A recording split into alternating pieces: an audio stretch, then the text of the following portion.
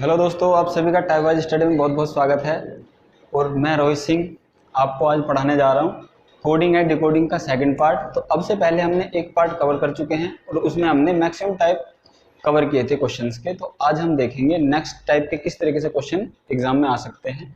तो सबसे पहला क्वेश्चन लेते हैं, जैसे कि टिम ना सोप का अर्थ है कम एंड गो, टा ना रोड का अर्थ है यू ओनली कम, तो टोड सोप का अर्थ है दे गो।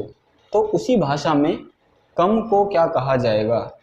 तो इस तरीके के क्वेश्चन को हमने क्या कर दिया कि टाइप 9 में बांट दिया कि ये 9 टाइप का क्वेश्चन होगा। इस तरह के क्वेश्चन को कैसे किया जाता है, जैसे क्वेश्चन दिया हुआ है टिम ना सोप, तो इसका अर्थ है कम एंड गो, और ना टा रोड का अर्थ है यू ओनली कम। नंबर 3 दिया हुआ है टोड सोप का अर्थ है दे गो। तो इस टाइप के क्वेश्चन को कैसे करते हैं, सबसे पहले क्या करते हैं कि फर्स्ट और सेकंड से देखते हैं कि कौन सा वर्ड कॉमन आ रहा है, लेकिन वो वर्ड क्या होना चाहिए, दोनों तरफ कॉमन होना चाहिए, जैसे हमने देखा।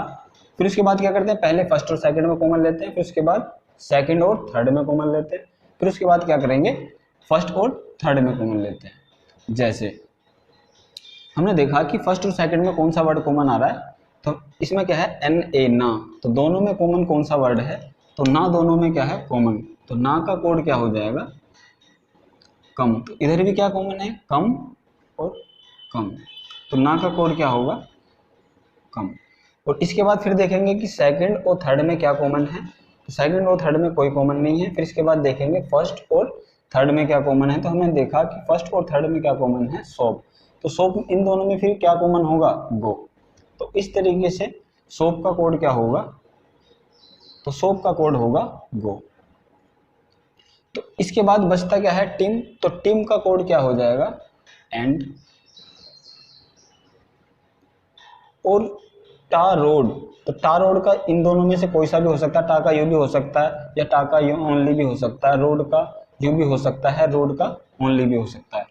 तो टोड का क्या होगा फिर दे, लेकिन हमसे पूछा किस चीज का है कि कम का कोड क्या होगा, तो कम जिसमें भी दोनों में कॉमन है, देखो यहाँ पे देखेंगे कम इसमें भी है, इसमें तो फर्स्ट और सेकंड में कॉमन क्या है ना, तो कम का कोड क्या होगा ना कोड होगा। तो इसका आंसर क्या हो जाएगा ना, ना इज द राइट आंसर।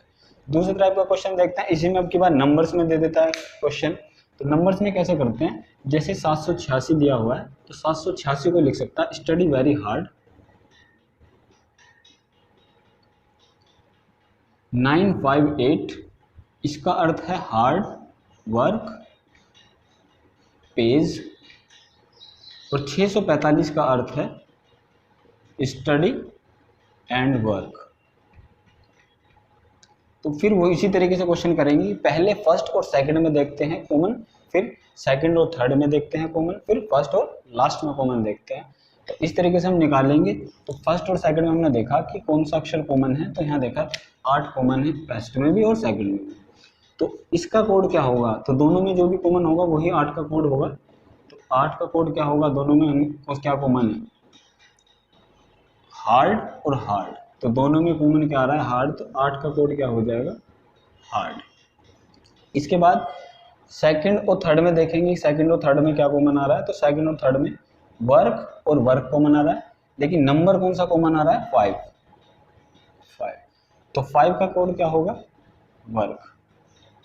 इसके बाद फर्स्ट और लास्ट में देखेंगे कि क्या कॉमन आ रहा है, तो 6 कॉमन आ रहा है, यहाँ भी 6 है और यहाँ पर भी 6 है। तो फर्स्ट और लास्ट में कॉमन क्या आ रहा है स्टडी और स्टडी। तो अब हमने क्या देखा कि 6 का कोड क्या है, 6 का कोड है स्टडी, लेकिन हमसे पूछा किस चीज़ का कोड है, तो हमसे पूछा वेरी का। तो जो भी बच रहा है वो क्या होगा वेरी का कोड होगा, यानी कि वेरी का कोड क्या होगा 7। तो आंसर क्या होगा कि वेरी का कोड क्या होगा 7 इज द राइट आंसर। तो इस टाइप से इस तरीके के क्वेश्चन किए जाते हैं, और बाकी सभी प्रैक्टिस के ऊपर बात होती है कि हम कितनी प्रैक्टिस करते हैं। तो अब सेकंड टाइप के जो क्वेश्चन पूछे जाते हैं वो इस तरीके से पूछ लिया जाता है, जैसे लाल को हरा कहा जाए और नीले को नारंगी कहा जाए, सफ़ेद को काला कहा जाए और नीले को पीला कहा जाए, तो रक्त का रंग कैसा होता है। लेकिन ये सभी को पता होता है रक्त का रंग लाल होता है, तो लाल को जो भी कहा गया होगा वही आंसर होगा। जैसे कि अगला क्वेश्चन लेते हैं, इसी टाइप के क्वेश्चन होते हैं। जैसे यदि सफेद को नीला कहा जाए और नीले को लाल कहा जाए और लाल को पीला कहा जाए, लाल को पीला कहा जाए और पीले को हरा कहा जाए और हरे को काला कहा जाए, हरे को काला कहा जाए और काले को बैंगनी कहा जाए, काले को बैंगनी कहा जाए, और तो व्यक्ति के रक्त का रंग कैसा होता है? लेकिन हमको सभी को पता होता है कि व्यक्ति के रक्त का रंग क्या होता है, लाल होता है। लेकिन यहाँ पर लाल को क्या कहा गया है? लाल को कहा गया है पीला। तो रक्त का रंग इस क्वेश्चन के अनुसार क्या होगा? तो रक्त का रंग होता है पीला। नेक्स्ट क्वेश्चन देखते हैं। तो इसमें भी कई टाइप के क्वेश्चन पूछे जाते हैं। तो इन क्वेश्चन को करने के लिए हमको हमारी बेसिक नॉलेज होना बहुत जरूरी है, जिसमें कुछ भी पूछ सकता है। जैसे यदि नारंगी को मक्खन कहा जाए और मक्खन को साबुन कहा जाए और साबुन को शाही कहा जाए और शाही को शहद कहा जाए और शहद को नारंगी कहा जाए, तो कपड़े धोने के लिए क्या प्रयोग किया जाता है? लेकिन हम सबको पता है कपड़े धोने के लिए साबुन का यूज किया जाता है। लेकिन यहाँ पर साबुन को क्या नाम दिया गया है? अब वो देखेंगे क्या नाम दिया गया है साबुन को। तो नारंगी को क्या कहा जा रहा है? नारंगी को मक्खन कहा जा रहा है और मक्खन को साबुन कहा जा रहा है, और साबुन को शाही। तो यहीं से हमारे क्वेश्चन का आंसर आ जाएगा। साबुन को क्या कहा जा रहा है? स्याही। तो अब हम कपड़े किस चीज से धोएंगे? तो हम किसके द्वारा कपड़े धोएंगे? स्याही। क्योंकि स्याही पूछ रहा है कि साबुन को क्या कहा जाएगा, तो साबुन को शाही कहा जाएगा। अब देखते हैं नेक्स्ट टाइप के क्वेश्चन को किस तरीके से पूछ सकता है एग्जाम में। जैसे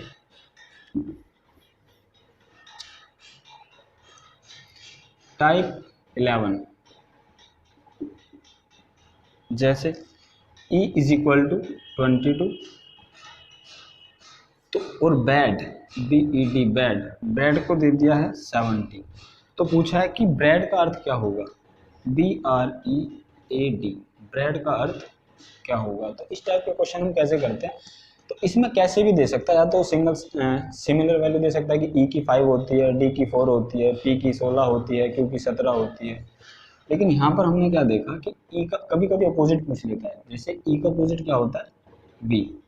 तो V का अर्थ यहाँ पर दिया कि V क्या अक्षर दिया, V अक्षर को क्या दिया हुआ है? यहाँ पर कोडिंग दी हुई है। जैसे V कितने नंबर पर आता है? तो V आता है 22 पर। लेकिन यहाँ पर E का अर्थ दे रखा है कितना? 22। ऐसे ही B का अपोजिट क्या होता है? Y होता है। E का अपोजिट क्या होता है? B होता है। और D का अपोजिट क्या होता है? W होता है। तो इन सभी का योग यहाँ पर आंसर में दिया हुआ है।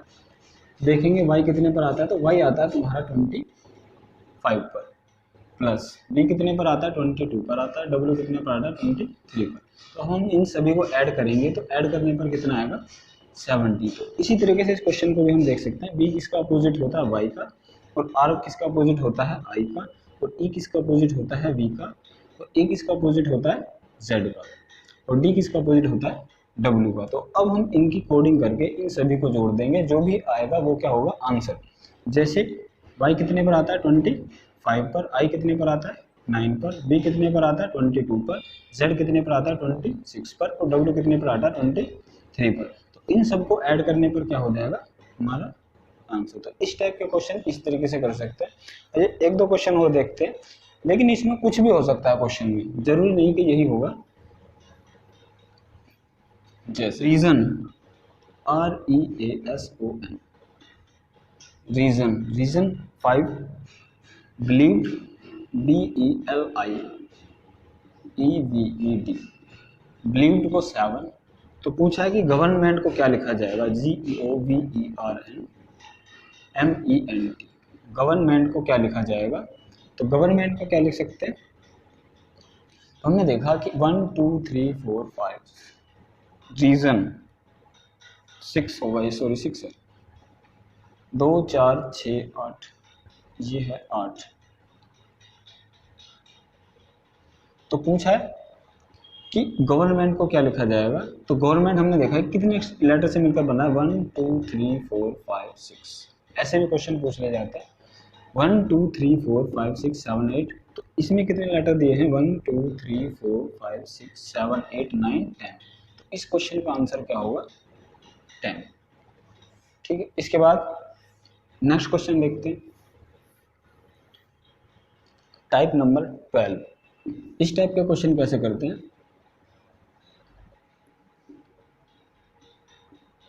तो ये थोड़े क्वेश्चन इस तरह के क्वेश्चन में क्या होता है कि कोई भी एक सीरीज देगा, जैसे ABCD PQRS, और उनके नीचे कोई भी नंबर दे देता है, फिर उसके बाद क्वेश्चन पूछता है कि इसको क्या लिखा जाएगा या फिर इसको क्या लिखा जाएगा, जैसे कि PTMQBNZCIK,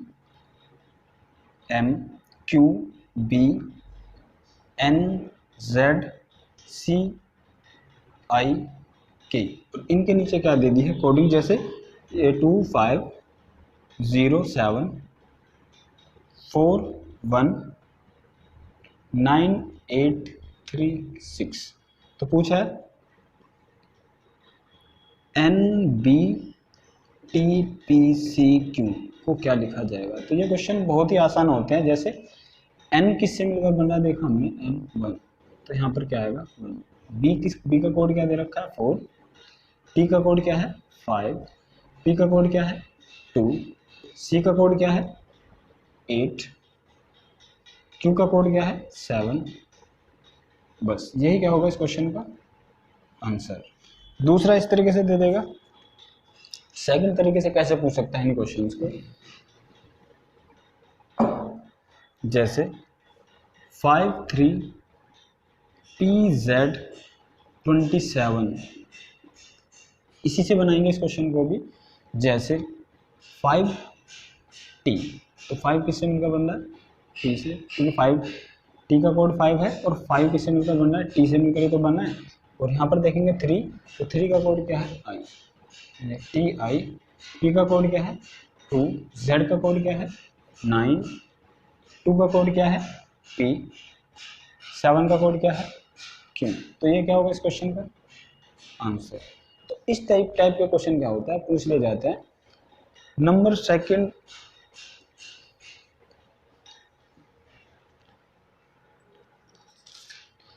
तो इसके बाद आता है आपका मैट्रिक्स का टाइप वाला क्वेश्चन। इसके बाद जो टाइप आता है नेक्स्ट, वो आता है मैट्रिक्स। तो मैट्रिक्स को कैसे सॉल्व करते हैं वो हमने नेक्स्ट से पहले एक वीडियो में बताया, तो एक बार उसको देख लेना।